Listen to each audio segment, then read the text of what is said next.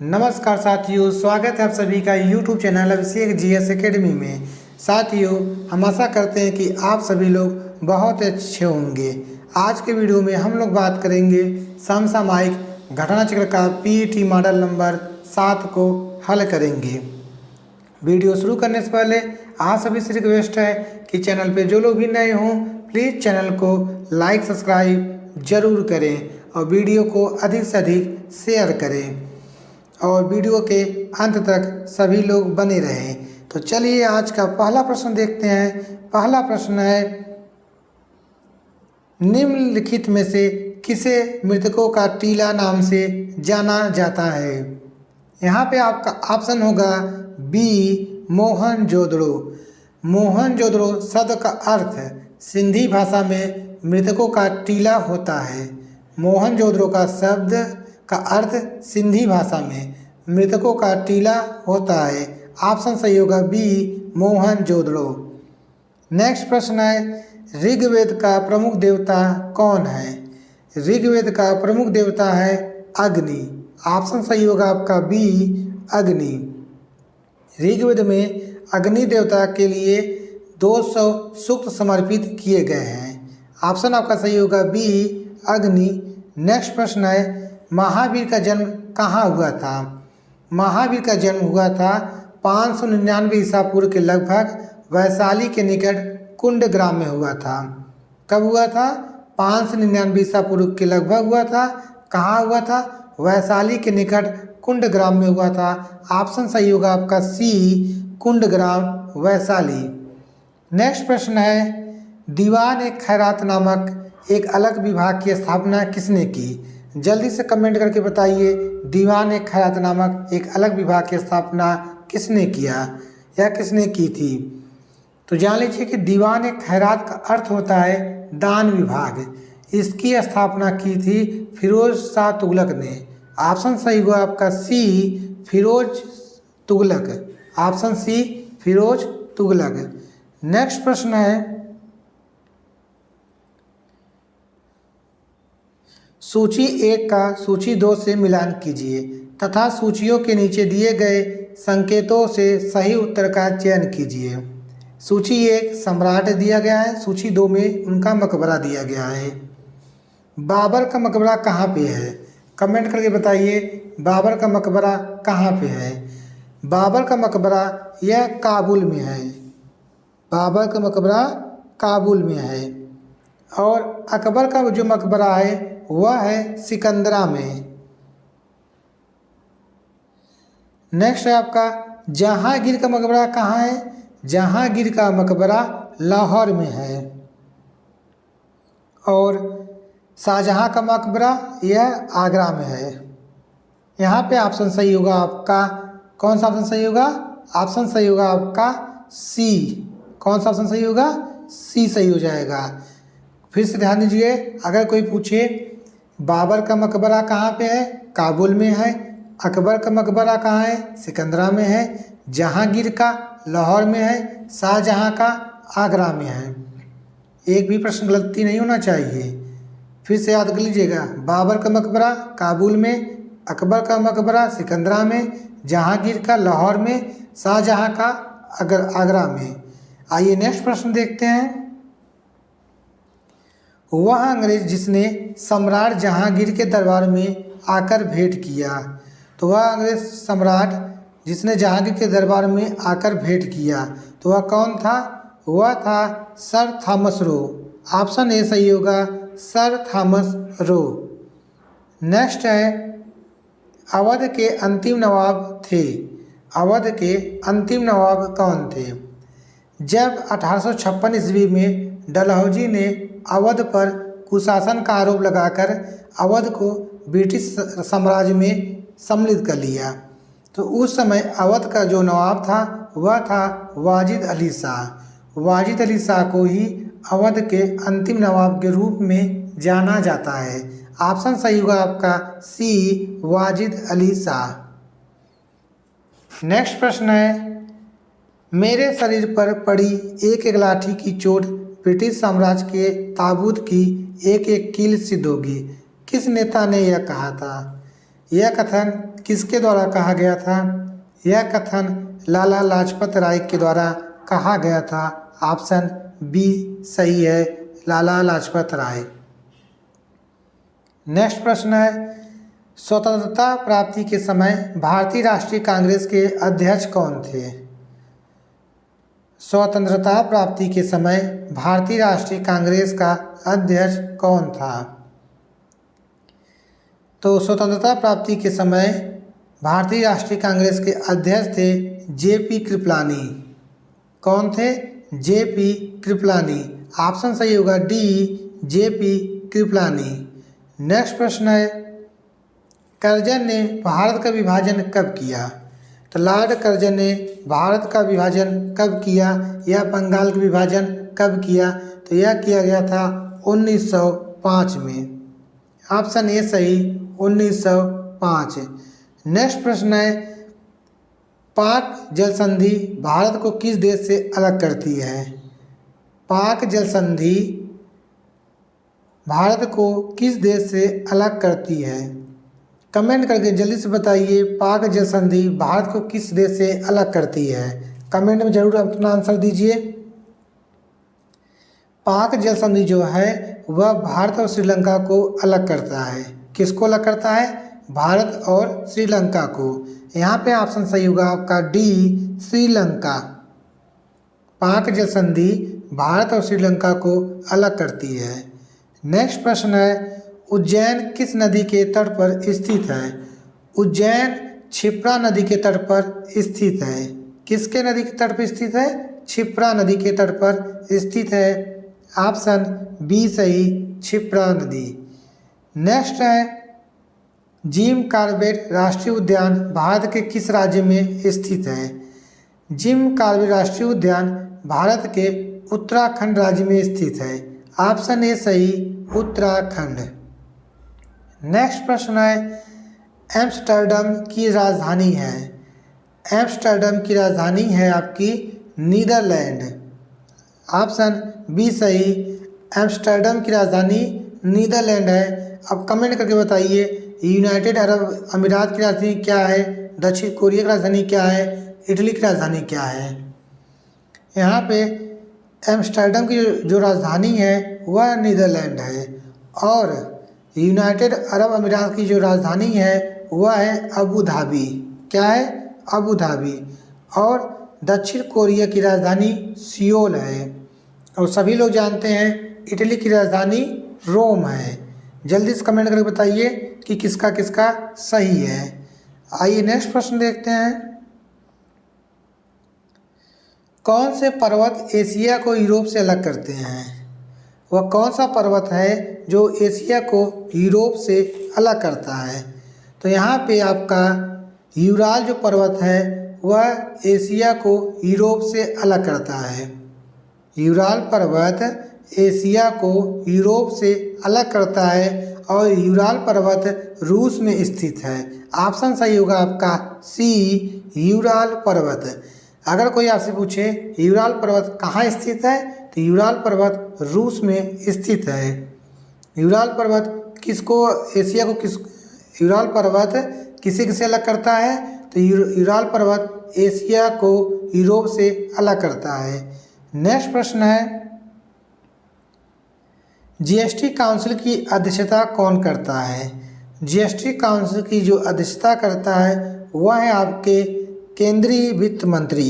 Option D सही, केंद्रीय वित्त मंत्री। नेक्स्ट प्रश्न है, वाणिज्यिक बैंकों का राष्ट्रीयकरण कब हुआ? वाणिज्यिक बैंकों का राष्ट्रीयकरण हुआ था जुलाई 1969 में। कब हुआ था? 1969 में। ऑप्शन सी सही, 1969 में। नेक्स्ट प्रश्न है, CRR का असंक्षिप्त रूप क्या है? CRR का असंक्षिप्त रूप होता है कैश रिजर्व रेशियो, जिसको हिंदी में कहते हैं नगद आरक्षित अनुपात। यहाँ पे आपका ऑप्शन सही होगा बी, नगद आरक्षित अनुपात। कैश रिजर्व रेशियो CRR का फुल फॉर्म होता है कैश रिजर्व रेशियो हिंदी में कहते हैं इसको नगद आरक्षित अनुपात।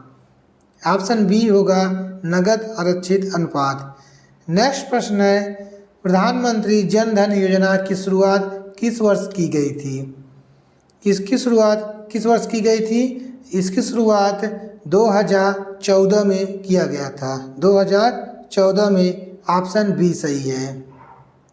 जन धन योजना की शुरुआत 2014 में किया गया था, जबकि प्रधानमंत्री जन धन योजना की जो घोषणा हुई थी वह हुआ था 15 अगस्त 2014 को और इसका शुभारंभ किया गया था 28 अगस्त 2014 को। नेक्स्ट प्रश्न चलते हैं, आर्थिक कार्यों के क्षेत्रक मुख्यतः कितने भागों में बटे हैं? आर्थिक कार्यों के क्षेत्रक की बात करें तो यह 3 क्षेत्रों में बटे हैं। पहला है आपका प्राथमिक क्षेत्र, दूसरा द्वितीयक क्षेत्र, तीसरा तृतीयक क्षेत्र। कौन सा क्षेत्र? तृतीयक क्षेत्र। और जी ध्यान दीजिए कि भारत में वर्तमान अर्थव्यवस्था में जो तृतीयक क्षेत्र की हिस्सेदारी है वह सर्वाधिक है। यहाँ ऑप्शन आपका सही होगा सी 3।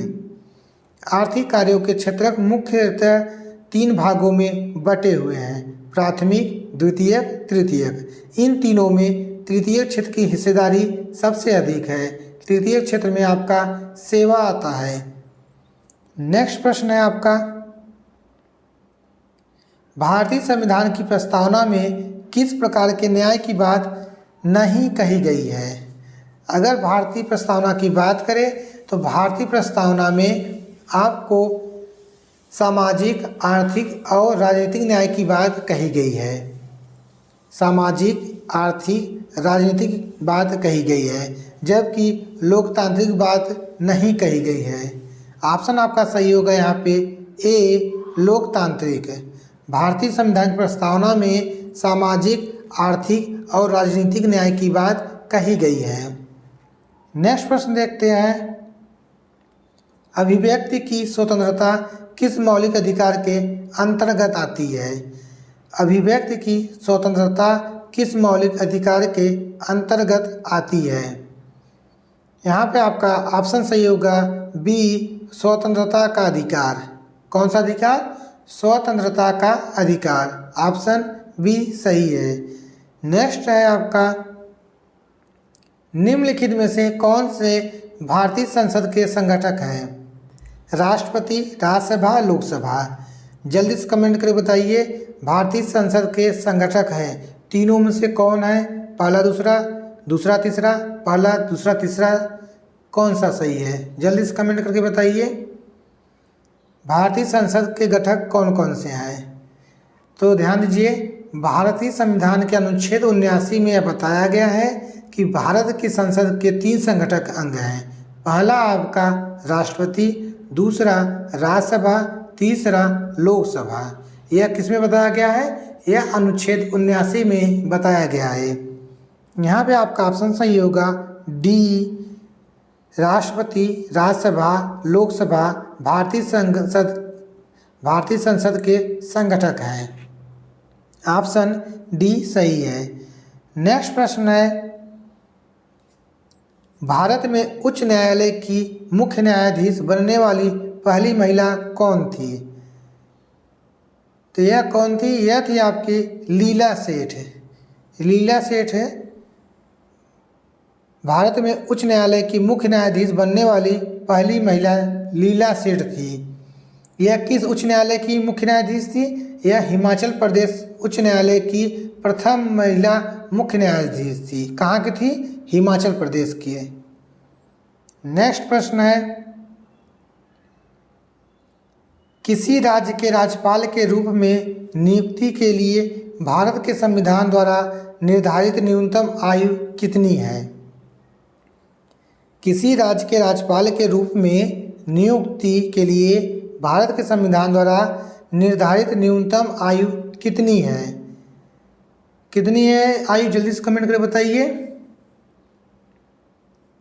तो ध्यान दीजिए, भारत के संविधान में अनुच्छेद 157 में यह बताया गया है कि राज्यपाल की नियुक्ति होने का पात्र तभी होगा जब वह भारत का नागरिक हो और 35 वर्ष की आयु पूरी कर चुका हो।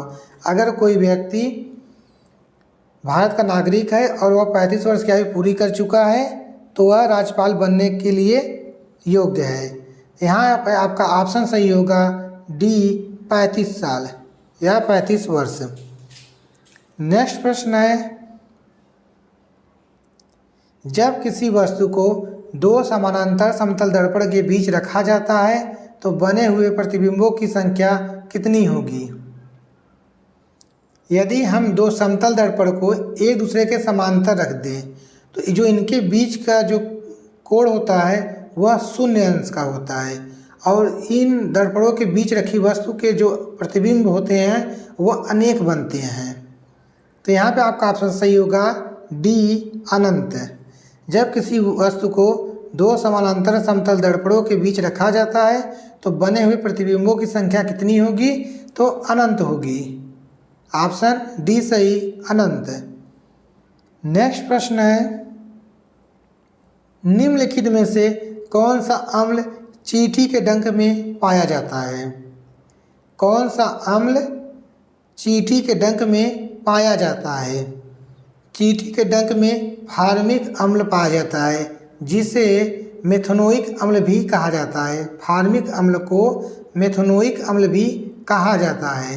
यहाँ पे ऑप्शन सही होगा आपका, कौन सा ऑप्शन सही होगा? ऑप्शन सही होगा ए मेथनोइक अम्ल। फार्मिक अम्ल को मेथनोइक अम्ल भी कहा जाता है। नेक्स्ट प्रश्न है, निम्नलिखित में से किस अम्ल को अम्लों का राजा कहा जाता है? किस अम्ल को अम्लों का राजा कहा जाता है? सल्फ्यूरिक अम्ल को। ऑप्शन सही होगा यहाँ पे आपका डी सल्फ्यूरिक अम्ल को अम्लों का राजा कहा जाता है। नेक्स्ट है, कवकों के अध्ययन को कहा जाता है? कवकों के अध्ययन को कहा जाता है? जल्दी से कमेंट करके बताइए, कवकों के अध्ययन को क्या कहा जाता है? तो ऑप्शन यहाँ पे आपका सही होगा सी माइकोलॉजी। क्या कहा जाता है? माइकोलॉजी। नेक्स्ट प्रश्न है, निम्नलिखित में से कौन सा जल में घुलने वाला विटामिन है? जल में घुलने वाला विटामिन की बात करें तो विटामिन बी और विटामिन सी, यह दोनों जल में घुलनशील विटामिन है।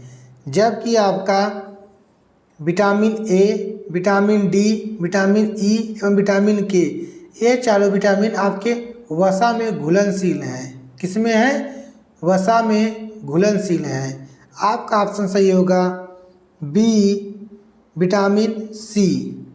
आइए नेक्स्ट प्रश्न देखते हैं, निम्नलिखित में पुल्लिंग शब्द कौन सा है? अगर पुल्लिंग की बात करें, पानी शब्द जो है वह पुल्लिंग है। बाकी आपका नदी, इलायची, प्याज, ये तीनों आपके स्त्रीलिंग हैं। ऑप्शन सही होगा बी पानी। नेक्स्ट है, कपटी मित्र के लिए सही मुहावरा है? कपटी मित्र के लिए सही मुहावरा क्या है? कमेंट करके जल्दी बताइए। कपटी मित्र के लिए सही मुहावरा है, तो यहाँ पे आपका सही होगा, क्या होगा? ऑप्शन सही होगा, जल्दी से बताइए। कपटी मित्र के लिए सही मुहावरा क्या होगा? आस्तीन का साफ होगा। ऑप्शन बी सही, आस्तीन का साफ। नेक्स्ट है, विनय पत्रिका की भाषा कौन सी है? विनय पत्रिका की भाषा कौन सी है? ऑप्शन सही होगा आपका सी ब्रज भाषा। नेक्स्ट है, कौन सा शब्द भ्रमर का पर्यायवाची नहीं है? ऑप्शन सही होगा आपका, कौन सा ऑप्शन सही होगा? कमेंट करके बताइए क्या होगा। ऑप्शन सही होगा आपका ए सलभ। सलभ शब्द टिड्डा शब्द का पर्यायवाची है, जबकि आपका चंचरिक, सिलीमुख, मिलिंद, ये तीनों आपके भ्रमण का पर्यायवाची शब्द हैं। नेक्स्ट प्रश्न है, निम्नलिखित वाक्यों में शुद्ध वाक्य कौन सा है? जल्दी से पढ़ के बताइए कि निम्नलिखित वाक्यों में शुद्ध वाक्य क्या है। अगर आप चारों ऑप्शन को ध्यान से पढ़ेंगे तो आपको देखने को मिलेगा यहाँ पे आपका सबसे शुद्ध वाक्य जो है वह है ऑप्शन डी, श्री कृष्ण के अनेक नाम हैं। क्योंकि ऑप्शन ए इसलिए गलत है क्योंकि यहाँ अनेकों का प्रयोग हुआ है, क्योंकि अनेक अपने आप में बहुवचन खुद ही है। अगर कोई कहे कि मेरे पास अनेक कार है, मेरे पास अनेक बाइक है, तो यह खुद ही अपने आप में बहुवचन है। तो यहाँ पे जो अनेकों शब्द प्रयोग हुआ है इसलिए ऑप्शन ए गलत है। सेकेंड में देखेंगे ऑप्शन बी में, इसमें भी अनेकों का प्रयोग हुआ है। ऑप्शन सी में देखेंगे, इसमें भी अनेकों का प्रयोग हुआ है। तो ऑप्शन डी सही होगा, श्री कृष्ण के अनेक नाम हैं। आइए नेक्स्ट प्रश्न देखते हैं। भारत संयुक्त अरब अमीरात व्यापक आर्थिक भागीदारी समझौता किस तिथि से आधिकारिक रूप से लागू हो गया है? यह कब से लागू हुआ है?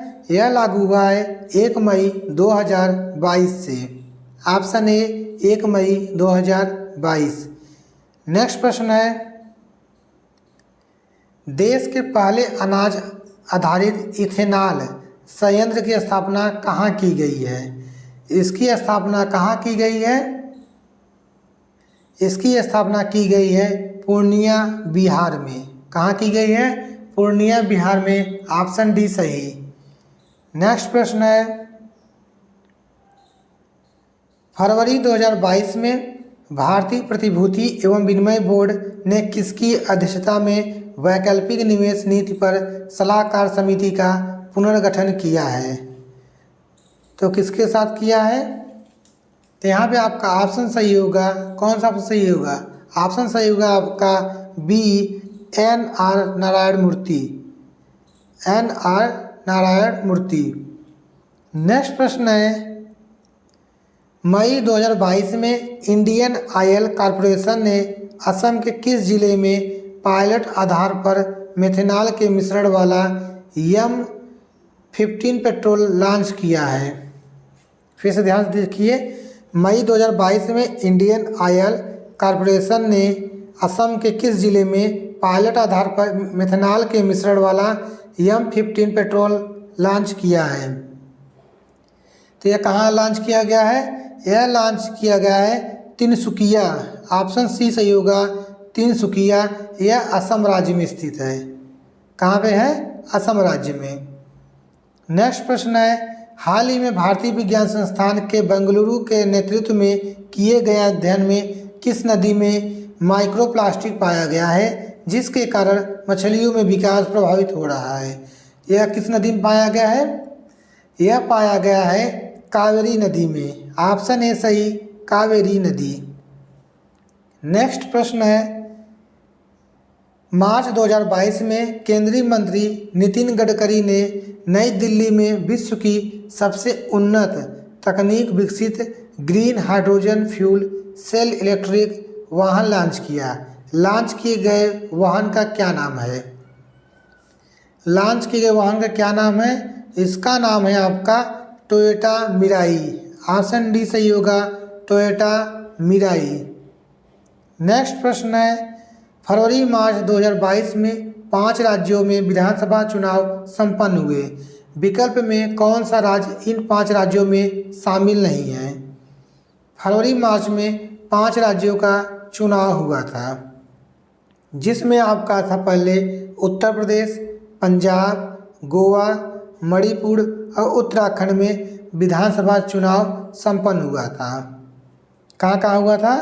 उत्तर प्रदेश, पंजाब, गोवा, मणिपुर और उत्तराखंड में विधानसभा चुनाव संपन्न हुआ था। यहाँ पे ऑप्शन सही होगा आपका बी, सिक्किम। सिक्किम में चुनाव संपन्न नहीं हुआ था, तो ऑप्शन में आपका बी सही हो जाएगा। नेक्स्ट प्रश्न है, दिसंबर 2021 में प्रधानमंत्री नरेंद्र मोदी ने गंगा एक्सप्रेसवे की आधारशिला रखी। इस एक्सप्रेसवे के संबंध में विकल्प में कौन सा तथ्य सही नहीं है?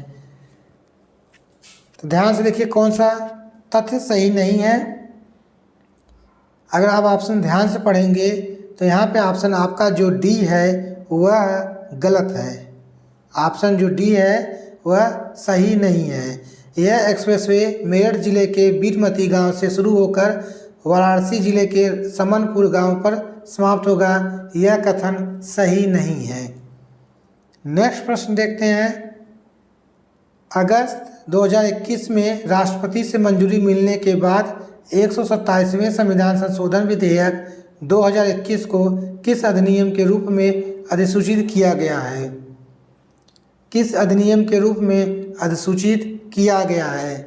तो यह अधिसूचित किया गया है किस अधिनियम में? यह अधिसूचित किया गया है 105वां संशोधन अधिनियम 2021। ऑप्शन सी सही होगा, 105वां संशोधन अधिनियम 2021। नेक्स्ट है, नवंबर 2021 में कौन स्वीडन की पहली महिला प्रधानमंत्री चुनी गई हैं? स्वीडन की पहली महिला प्रधानमंत्री कौन चुनी गई हैं? तो वह है आपके मैग्डालेना एंडरसन। कौन है? Magdalena Andersson. ऑप्शन डी सही है। नेक्स्ट है, हरिप्रसाद चौरसिया बजाने के लिए जाने जाते हैं। हरिप्रसाद चौरसिया प्रसिद्ध बांसुरी वादक हैं। हरिप्रसाद चौरसिया बांसुरी बजाने के लिए जाने जाते हैं। ऑप्शन सही होगा आपका सी, बांसुरी। नेक्स्ट प्रश्न है, द्वीप क्षेत्रों सहित भारत के समुद्र तट की अनुमानित लंबाई कितनी है? तो यह लंबाई कितनी है? यह लंबाई है आपकी, कितनी लंबाई है? यह लंबाई है 7516.6 किलोमीटर। ऑप्शन सी सही होगा, 7516.6 किलोमीटर। नेक्स्ट प्रश्न है, निम्नलिखित में से कौन सा देश आसियान का सदस्य नहीं है? अगर आसियान देश सदस्य की बात करें तो आसियान का जो फुल फॉर्म होता है वह होता है association of south east Asian Nations, जिसका गठन हुआ था 8 अगस्त 1967 को। जब 8 अगस्त 1967 को इसका गठन हुआ था, उस समय 5 देशों का संगठन था, जिसमें आपका पहला थाईलैंड था, दूसरा इंडोनेशिया, तीसरा फिलीपींस, चौथा मलेशिया और पांचवा सिंगापुर। इन पांचों देशों को मिलाकर आसियान संगठन की स्थापना हुई थी। और आसियान जो संगठन है इसका जो मुख्यालय है वह जकार्ता इंडोनेशिया में है। लेकिन अगर वर्तमान की बात करें तो आसियान जो सदस्य देश हैं उनमें अब 10 देश शामिल हैं, जो पहले आपका है इंडोनेशिया, दूसरे मलेशिया, तीसरा फिलीपींस, चौथा वियतनाम, पांचवा कंबोडिया, छठा म्यांमार, सातवां आपका थाईलैंड, आठवां सिंगापुर, नौवां ब्रुनेई एवं 10वां लाओस। ये 10 देश आसियान के वर्तमान सदस्य देश हैं। तो यहाँ पे आप देखेंगे जो चीन है वह आसियान का सदस्य नहीं है। तो यहाँ पे ऑप्शन सही होगा आपका बी, चीन। नेक्स्ट प्रश्न है, बीसी राय पुरस्कार किस क्षेत्र में दिया जाता है? बीसी राय पुरस्कार किस क्षेत्र में दिया जाता है? यह दिया जाता है आपका चिकित्सा के क्षेत्र में। ऑप्शन सी सही, चिकित्सा। नेक्स्ट है, निम्नलिखित में से दुनिया का सबसे छोटा पक्षी कौन सा है? दुनिया का सबसे छोटा पक्षी की बात करें तो वह पक्षी है B, humming bird. Option A सही होगा, बी, हमिंग बर्ड। नेक्स्ट है, धनपत राय श्रीवास्तव किस नाम से मशहूर हैं? धनपत राय श्रीवास्तव जी प्रेमचंद के नाम से मशहूर हैं। ऑप्शन सही होगा ए, प्रेमचंद। नेक्स्ट प्रश्न है, अप्रैल 2022 में मीडिया फाउंडेशन द्वारा वर्ष 2021 का उत्कृष्ट महिला पत्रकार का चमेली देवी जैन पुरस्कार किसे प्रदान करने की घोषणा की गई है? चमेली देवी जैन पुरस्कार किसे प्रदान करने की घोषणा की गई है? तो यह किया गया है किसके ये किया गया है? तो यहाँ पे देखेंगे चमेली देवी जैन पुरस्कार किसको दिया जाएगा? यह दिया जाएगा आरिफा जौहरी को। ऑप्शन डी सही होगा, आरिफा जौहरी को चमेली देवी जैन पुरस्कार से सम्मानित किया जाएगा या दिया जाएगा। नेक्स्ट प्रश्न है, किस देश ने पुरुषों की बैडमिंटन टीम प्रतियोगिता थॉमस कप 2022 का खिताब जीता? तो किसने जीता है? यह खिताब जीता गया है भारत के द्वारा। ऑप्शन ए सही, भारत। नेक्स्ट है, crunch time Narendra Modi's national securities crisis नामक पुस्तक किसने लिखी है? Crunch time Narendra Modi's national security crisis नामक पुस्तक किसने लिखी है? तो यह लिखा गया है डॉक्टर श्री राम चौलिया के द्वारा। ऑप्शन बी सही होगा, डॉक्टर श्री राम चौलिया। नेक्स्ट प्रश्न है, प्रतिवर्ष पृथ्वी दिवस कब मनाया जाता है? प्रतिवर्ष पृथ्वी दिवस कब मनाया जाता है? यह मनाया जाता है 22 अप्रैल को। 22 अप्रैल को पृथ्वी दिवस मनाया जाता है। तो आज के लिए इतना ही साथियों। अगर आप लोगों को वीडियो अच्छी लगे तो प्लीज़ चैनल को लाइक, सब्सक्राइब और कमेंट जरूर करें और वीडियो को अधिक से अधिक शेयर करें। जय हिंद साथियों।